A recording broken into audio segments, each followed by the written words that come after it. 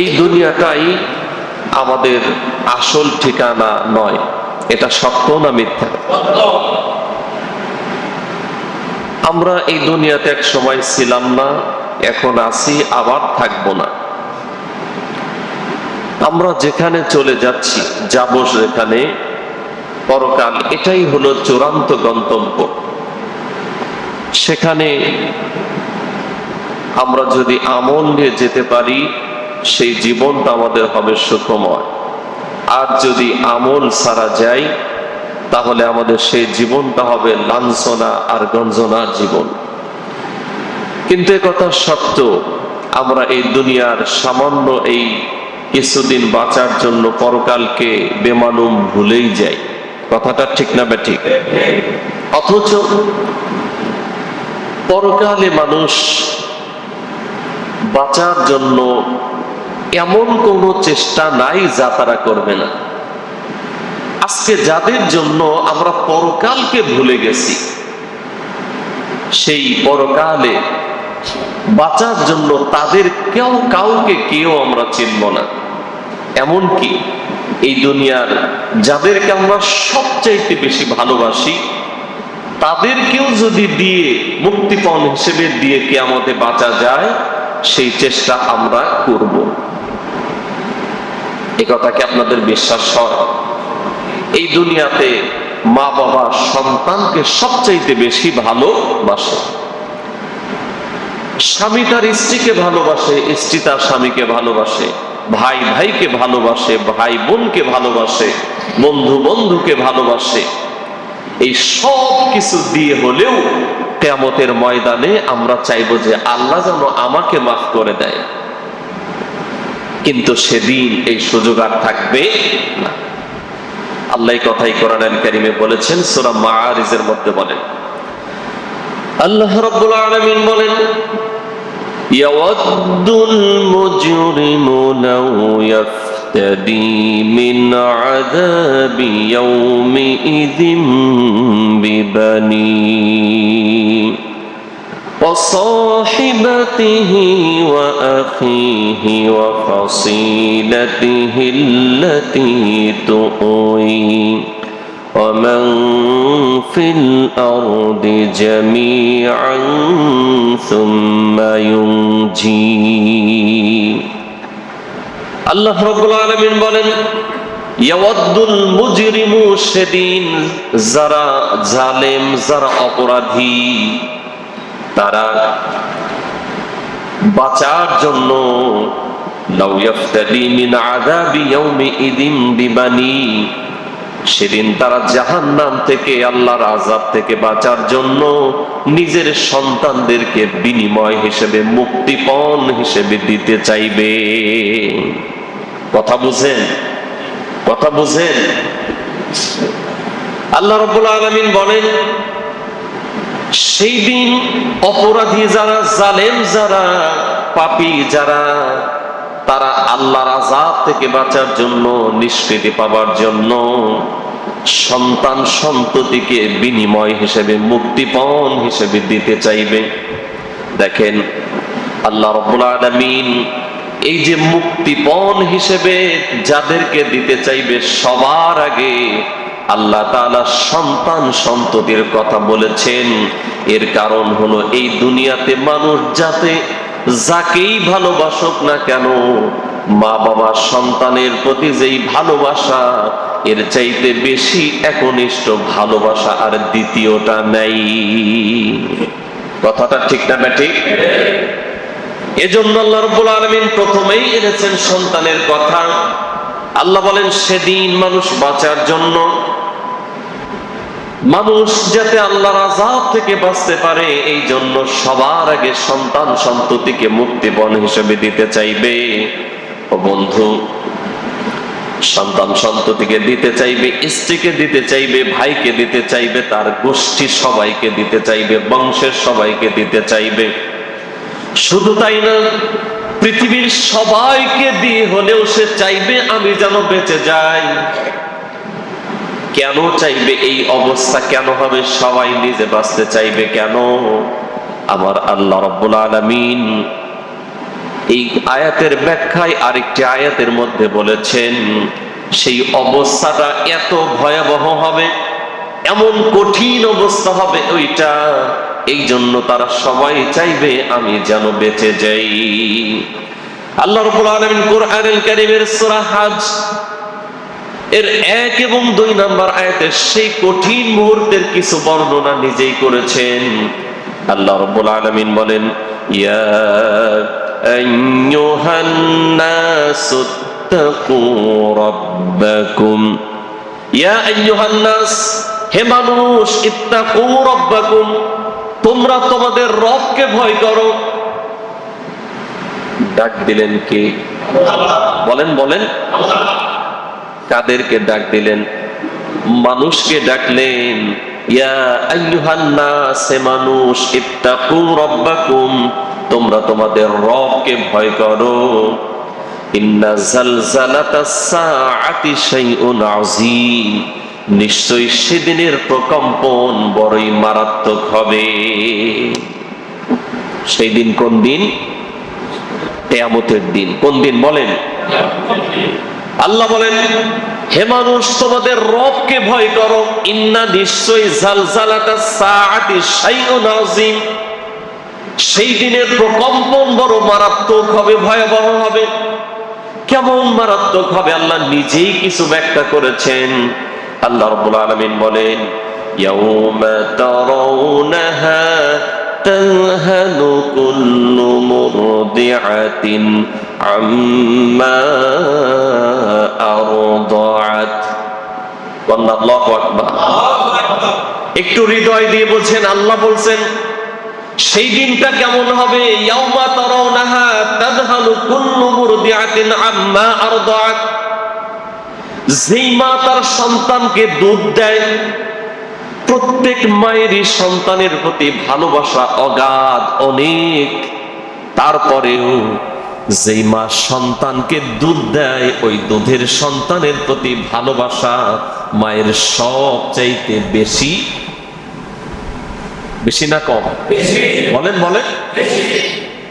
যেই সন্তানটা বুকের দুধ খায়, ওই সন্তানের প্রতি মায়ের ভালোবাসা সব চাইতে ওই সময় বেশি থাকে। অথচ আল্লাহ রাব্বুল আলামিন বলেন ওই সময়টা এমন সময় হবে, ইয়াউমা তাযহালু কুল্লু মুরদিআতিন, ইয়াউমা তারাউনাহা তাযহালু কুল্লু মুরদিআতিন আম্মা আরদাআত। ওই সময়টা এমন ভয়াবহ হবে, এই মা তার দুধের সন্তানের কথা পর্যন্ত ভুলে যাবে। আল্লাহু আকবার। দুধের সন্তানের কথা মা ভুলে যাবে। আল্লাহ রাব্বুল আলামিন বলেন শুধু তাই না, ওয়াতাদউ কুল্লু যাতিন হামলিন হামলাহা, যেই মা তার গর্ভে সন্তান আছে, এই সন্তানটা গর্ভপাত হয়ে যাবে।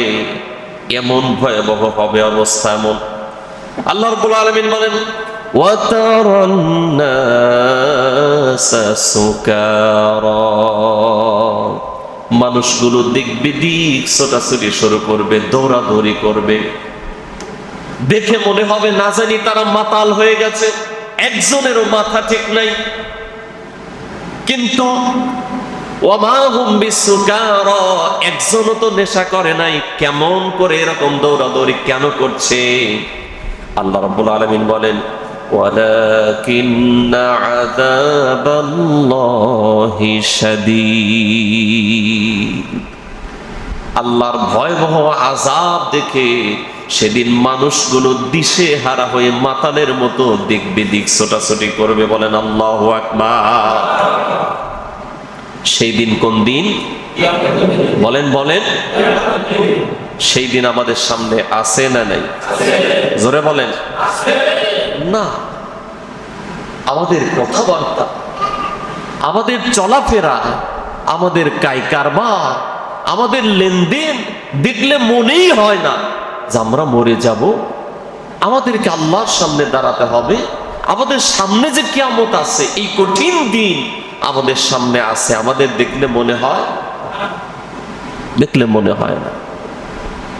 কিন্তু আপনার মনে হোক আর না হোক, আপনি বিশ্বাস করেন আর না করেন, সেই দিনের সম্মুখীন আপনাকে হওয়াই লাগবে, কোনো সন্দেহ। রিকশাওয়ালারও হওয়া লাগবে পরকালের সম্মুখীন, দেশের প্রেসিডেন্টেরও হওয়া লাগবে কিয়ামতের সম্মুখীন, যে বেটা গাছতলায় থাকে ওরও পরকালে হাজির হওয়া লাগবে, যে পাঁচতলায় থাকে তারও পরকালে হাজির হওয়া লাগবে। সেদিন কেউ আল্লাহর সামনে থেকে বাঁচতে পারবে না, ঠিক কিনা বলে? এজন্য কবি আফসোস করে বলেছেন, ও তুই এই দুনিয়ার মায়ায় পড়ে করলি কত বাহানা, এই যে নয় তোরা আসল বাড়ি, কবর যে তোর আসল ঠিকানা, ঠিক কিনা? ভাই বেরাদার যারাই ছিল একে একে সব হারালো, তুমি আমি কেউ রব না, দিতে হবে রওয়ানা, এই যে নয় তোরা আসল বাড়ি, কবর যে তোর আসল ঠিকানা। প্রিয় বন্ধু, খেয়াল করেন, সেই দিন এমন ভয়াবহ অবস্থা হবে, মা তার দুধের সন্তানের কথা ভুলে যাবে, গর্ভধারিণী মায়ের গর্ভগুলো খসে পড়বে। মুফাসসিরিনে কেরাম বলেছেন, স্বাভাবিক প্রক্রিয়ায় মায়েদের গোপন অঙ্গ দিয়ে যে সন্তান যেভাবে ডেলিভারি হয়, কিয়ামতের কঠিন মুসিবতের ময়দানে এই ভয়াবহ অবস্থা দেখে পেট ফেরে মানুষের সন্তানগুলো বের হয়ে যাবে। আল্লাহু আকবার। আজকে আল্লাহ কোরআনে এভাবে ভেঙে ভেঙে বলছেন, তারপরেও আমাদের অন্তর কেঁপে ওঠে না, আমরা ভয় পাই না। এর কারণ হলো আল্লাহ রাসূল বলেছেন, মানুষ যখন পাপ করে এমন একটা পর্যায়ে যখন সে চলে যায়, পাপ করতে করতে যখন তার অন্তরটা কলুষিত হয়ে যায়, কালো হয়ে যায়, তখন আর তার কাছে কোনো পাপকে পাপই মনে হয় না, কোরআন হাদিসের কথাগুলো তার হৃদয়ে আর ঢুকে না। আমাদের অবস্থা হয়েছে তেমন। অথচ আল্লাহ রাসূল সাল্লাল্লাহু আলাইহি ওয়াসাল্লাম এবং সাহাবায়ে কেরাম কোরআনুল কারীম যখন তেলাওয়াত করতেন, জাহান্নামের কথাগুলো আসলে, ভয়াবহ আযাবের কথাগুলো আসলে সাহাবায়ে কেরাম চিৎকার করে উঠতেন, অনেকে জ্ঞান হারিয়ে ফেলতেন। অথচ কোরআনের কথাগুলো আমাদের সামনে বলা হয়, সেই কোরআন আমাদের অন্তরে প্রবেশ করে না। এজন্য আল্লাহর কাছে দোয়া করি, আল্লাহ কোরআনের কথাগুলো আমাদের অন্তরে ঢুকাও, কোন আমিন। আমাদেরকে হিদায়াত নসিব করো, বলেন আমিন। আল্লাহ রাব্বুল আলামিন আরেকটি আয়াতের মধ্যে বলেছেন সেই দিনটা কেমন হবে। রব্বুল আলামিন বলেন, ফাকাইফা তাত্তাকুনা ইন কাফারতুম ইয়াওমান ইয়াজআলুল বিলদানা শিবা।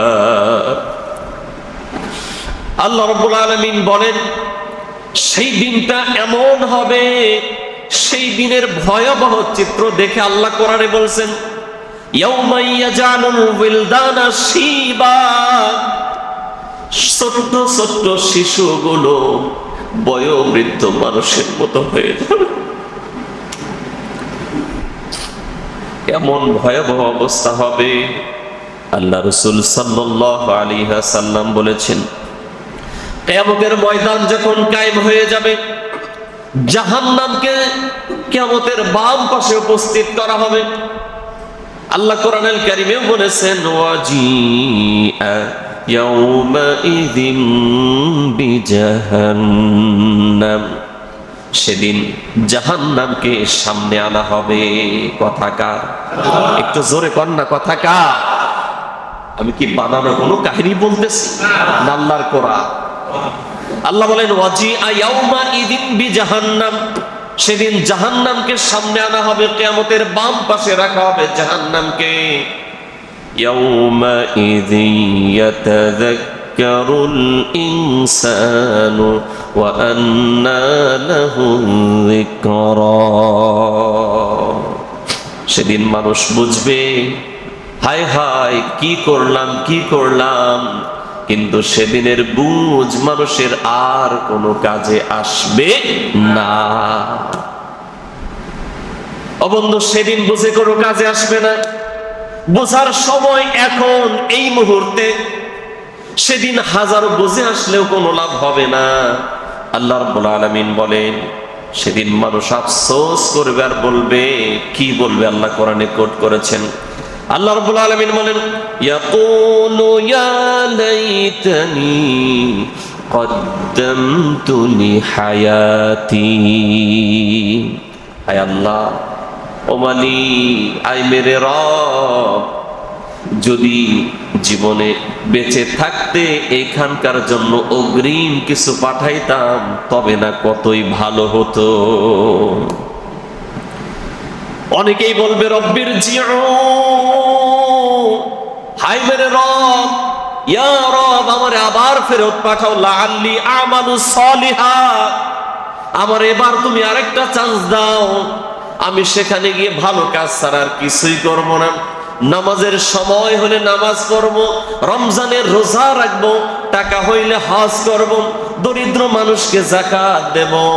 আল্লাহ তোমার কোরআনের বিরুদ্ধে একটা পদক্ষেপও রাখবো না, একটা কথাও বলবো না, আলেমদেরকে দুশমন মনে করব না, মিথ্যা মামলা দিয়ে তাদেরকে জেলখানায় ভরবো না। আল্লাহ, আমি ওয়াদা দিচ্ছি আমি নিজেই তোমার দিন কায়েমের আন্দোলন করব, একামতে দিনের কর্মীদের শত্রু মনে করব না। আলেমরা জাতির শ্রেষ্ঠ সন্তান এটা বিশ্বাস করব, তাদের সাথে থাকব। ভণ্ড নেতা, প্রতারক নেতা, দেশের দুশমন, মানবতার দুশমন, ইসলামের দুশমন যারা, তাদের সাথে কোনো সম্পর্ক রাখব না। লাআল্লি আমালু সলিহা, ওয়াল্লাহ ভালো কাজ ছাড়া আর কিছু করব না। দোস্ত বলেন তো, জবান খুলে সবাই, সেদিন আর কোনো সুযোগ থাকবে নাকি? থাকবে? সেদিন আর সুযোগ থাকবে না। কিন্তু আফসোস করে মানুষ বলবে, আল্লাহ আমার আর একটা সুযোগ দাও।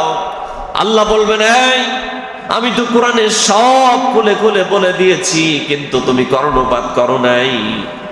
আমি তো প্রত্যেকটা জাতির কাছে নবী পাঠিয়েছি, রসুল পাঠিয়েছি, সতর্ক বাণী পাঠিয়েছি, কিন্তু তোমরা বুঝো নাই। আজকে আর কোনো সুযোগ হবে না।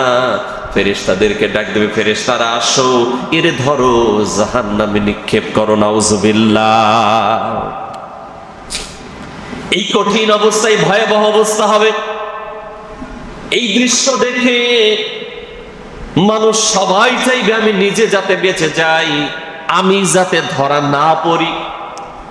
সবাই চাইবে বাঁচার জন্য, কিন্তু সেদিন আর এই সুযোগ কাউকে দেওয়া হবে না। আল্লাহ রাব্বুল আলামিন বলেন তালফাহু উজুহাহুমুন নার وهم فيها كالحون।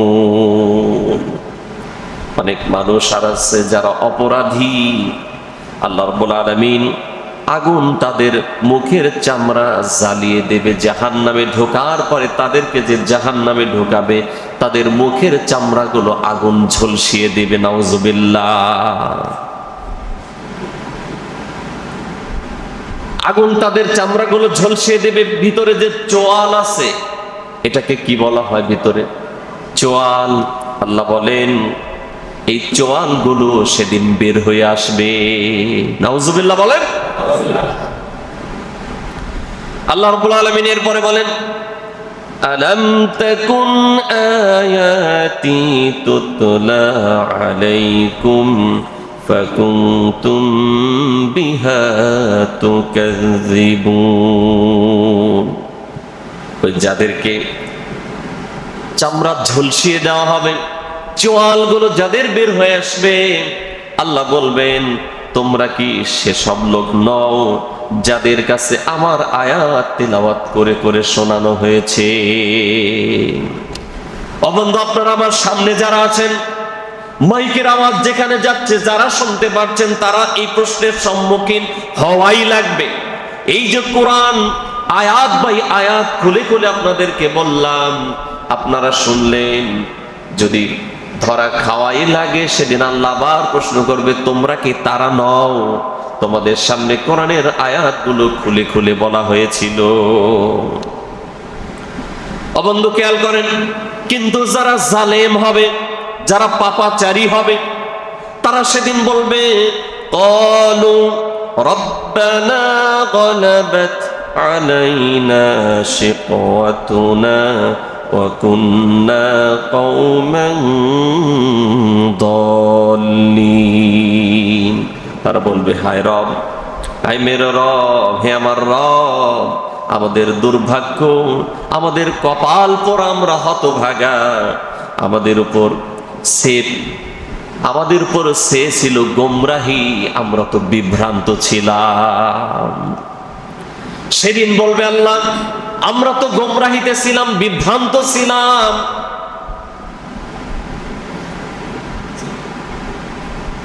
এই কথা বলে বলে চিৎকার করতে থাকবে। আল্লাহ রাব্বুল আলামিন বলেন শুধু তাই না, এমন ভয়াবহ অবস্থা হবে তখন তারা চিৎকার করে করে বলতে থাকবে রব্বানা আখরিজনা মিনহা ফাইন উদনা ফাইন্না যালিমুন। আল্লাহু আকবার। সেদিন চিৎকার করে তারা বলবে রব্বানা, আই মেরে রব, হায় আল্লাহ আমার রব, আখরিজনা মিনহা, এখান থেকে আমাকে বের করে দাও, এখান থেকে আমাকে বের করে দাও, আমি আর সহ্য করতে পারছি না, ও আল্লাহ আমারে বের করে দাও। ফাইন উদনা ফাইন্না যালিমুন। আমরা যদি আবারও এ ধরনের অপরাধ করি তাহলে আমরা নিজেরা বলবো যে আমরা জালেম। কিন্তু সেদিন আর লাভ হবে? জোরে বলেন, সেদিন কোনো লাভ হবে না।